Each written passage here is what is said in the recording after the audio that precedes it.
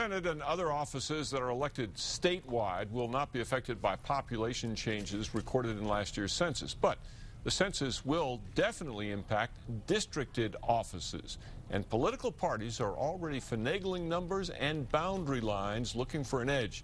Here's News 13's Jim Winchester. Dick, state lawmakers will meet in special session in September to draw new boundaries for legislative and U.S. House districts, and your vote will literally be on the line. This is the congressional district map for the state of New Mexico as it stands right now. But the latest census shows the most growth in the 1st congressional district around Albuquerque. The 2nd congressional district lost people, and the 3rd had a slight population bump. Right now, the northern 3rd district is heavily Democratic. The southern 2nd district leans Republican, and in the middle, District 1 leans slightly Democratic.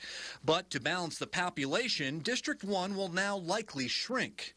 Just what areas get sliced out of District 1 and into another district could reshape whether a Democrat or a Republican would more likely get elected in that district in the next 10 years. You are never going to have people that are completely happy with the way their districts may be redrawn in a process like this. Republican leaders acknowledge a likely effort to take traditional Democratic strongholds in the southern part of the 1st district and put them in the Republican 2nd district. That could swing the 1st district towards Republicans in future congressional races.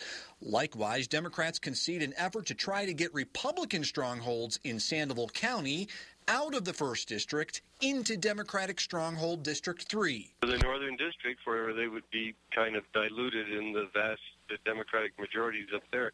With a contentious fight ahead, politicos say the odds are that both sides will object to the other's proposed redistrict lines.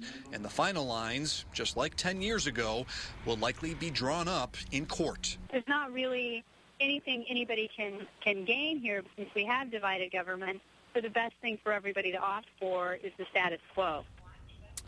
In addition to the congressional lines, there will also be an intense battle over state legislative districts. The west side of Albuquerque and Rio Rancho, where population has grown the most, will likely pick up seats at the expense of rural areas in the state.